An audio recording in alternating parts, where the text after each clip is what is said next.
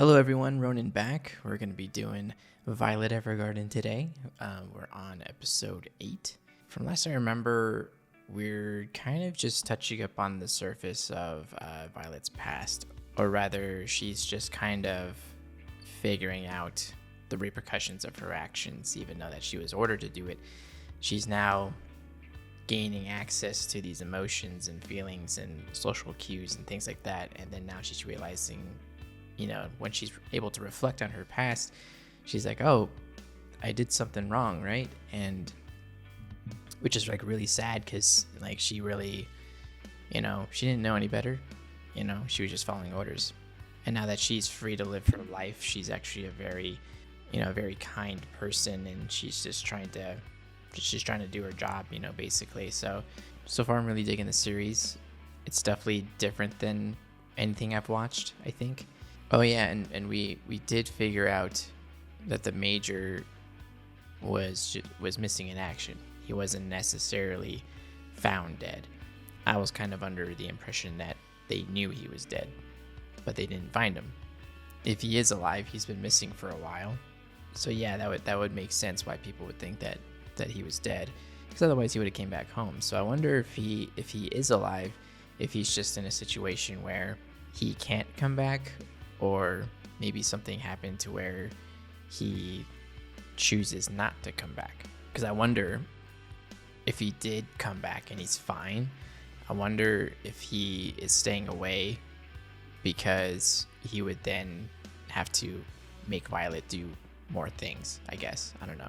But yeah, we'll just see where this goes, I guess. Maybe I'm way off base here. So anyway, everyone, if you like, please comment, like, subscribe.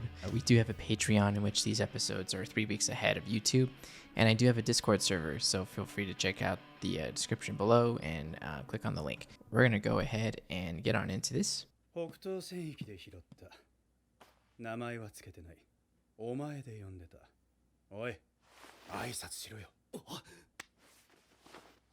Oh.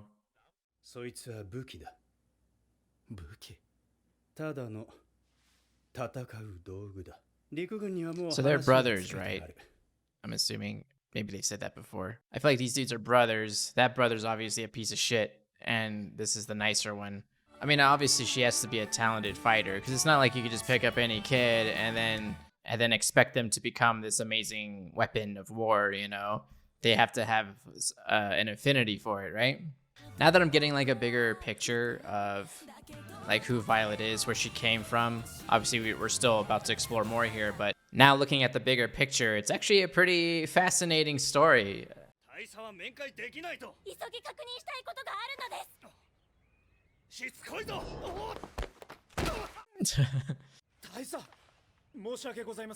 Captain, right.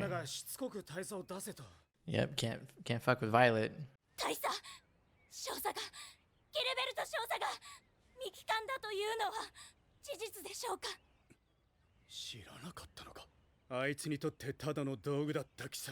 Yeah, he doesn't get it.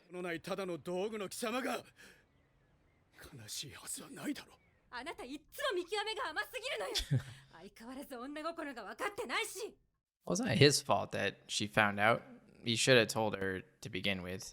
So I mean, the captain had like this idea in the beginning. He was just gonna take this girl and make her into a weapon, and he just always categorized her as that. So yeah, he must be pretty upset that that's not at all what happened with her.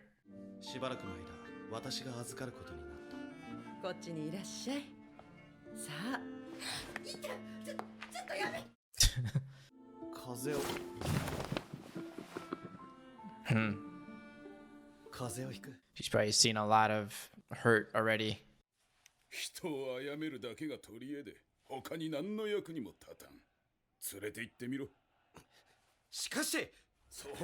It's pretty crazy though that everybody is so hell-bent at turning her into a weapon. I get that she's good at it, but then they like write her off as like completely useless at everything else.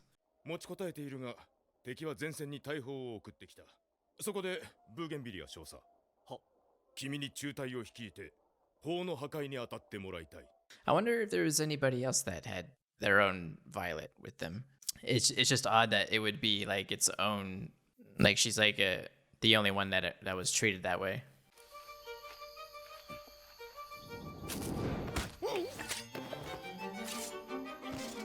Jeez.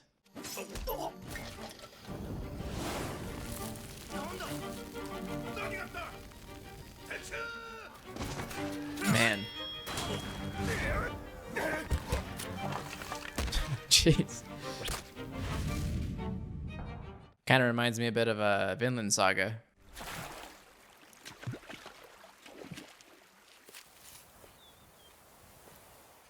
Where's she going now? はい。あなた、少佐はいらっしゃいますか？坊ちゃまは。So is he missing, or is that an empty grave, maybe? ギルベルト、ブーケンビリア。少佐のお名前が。It's an interesting looking language. It's really really cool designed alphabet. 君がバイオレットで、私が少佐だ。少佐。よく書けている。字の練習にもなるから、これから毎日報告書を出すんだ。わかったね。Oh, okay. So that's why originally she wrote like that, because it made sense anyway. But it's nice to know the exact reasoning behind it. That there's a specific reason for it. 何か欲しいものはあるか？欲しいもの。そうだ。何でも欲しいもの。It's cool. He's trying to, while he has to follow orders, he's trying to treat her like a human. 私は何を欲しがるのが適切なのでしょう。少佐の瞳があります。少佐の瞳と同じ色です。こういうのを何と言うのでしょう。I wonder what sort of stone that is. 美しいは知りませんでした。綺麗と似ている言葉ですか？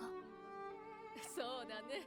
I like that it's portraying that while the major is doing his best as he can with her, there are just these little holes here and there that he wasn't able to teach her or to expose her to during the war, even during these moments when they're not fighting.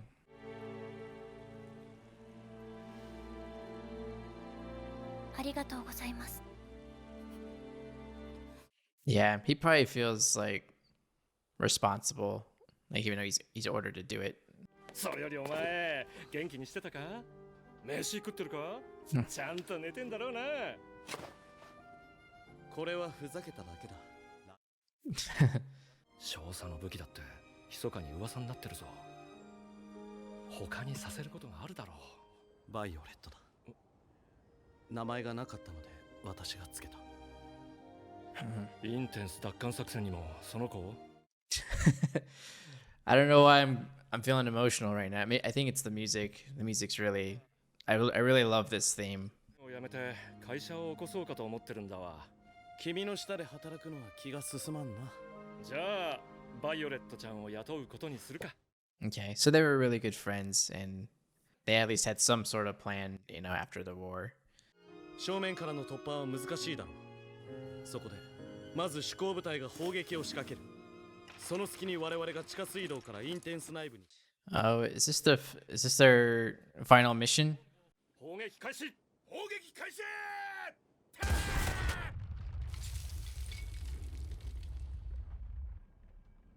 Wow, so Violet really did kill a lot of people.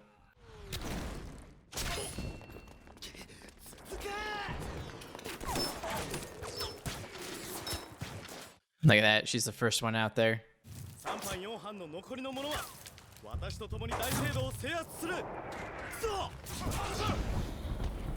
To be under fire like that and then run out there like that, it's insane.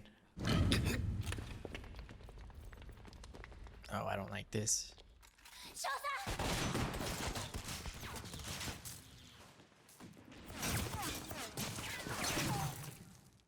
Dang.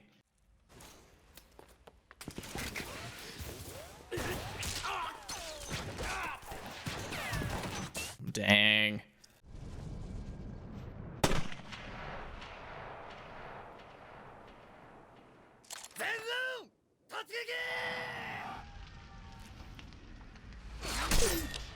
Oh. Holy shit. Oh my god. 少佐 Oh my god. She's gonna go berserk, isn't she? Oh, that's it? Oh my god. Come on. Oh man, what a way to end an episode. I honestly thought we were gonna get at least another 10 minutes or something like that. That went by really fast. Well, cool. Like I'm glad we were able to finally get an episode in which we were able to like really see what the past was like, what her experience was being raised by the major, and what all did they do. And it was definitely one thing to hear about her being a weapon, but then to actually see it and see how often she was killing people. And you know, she was always the first one to go in there and like, you know, take people out, which would allow the rest of the squad to move forward.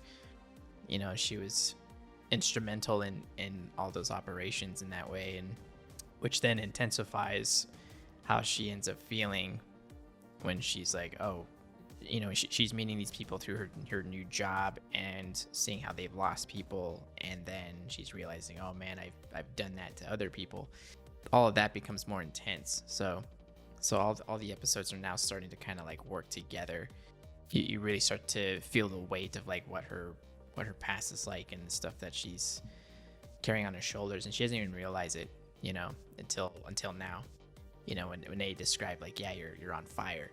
Now we're understanding how much she's on fire, basically. So, wow, I did not expect that ending, honestly, because like it looked like they got bombed, because like she ends up losing her arms, right? So like I'm thinking it's like a mortar attack or something, and so I was expecting like an explosion. I wasn't expecting a bullet to come out of nowhere, and I guess it hit him in the eye.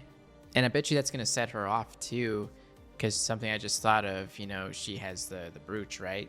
And she's like, these are the colors of your eyes, and he just got one of them shot out. I don't know if that's gonna be emphasized at all or anything, but it's just something I just thought of. That was a good episode. But all right, guys, thank you for watching. That's it from me. I'll see you next time.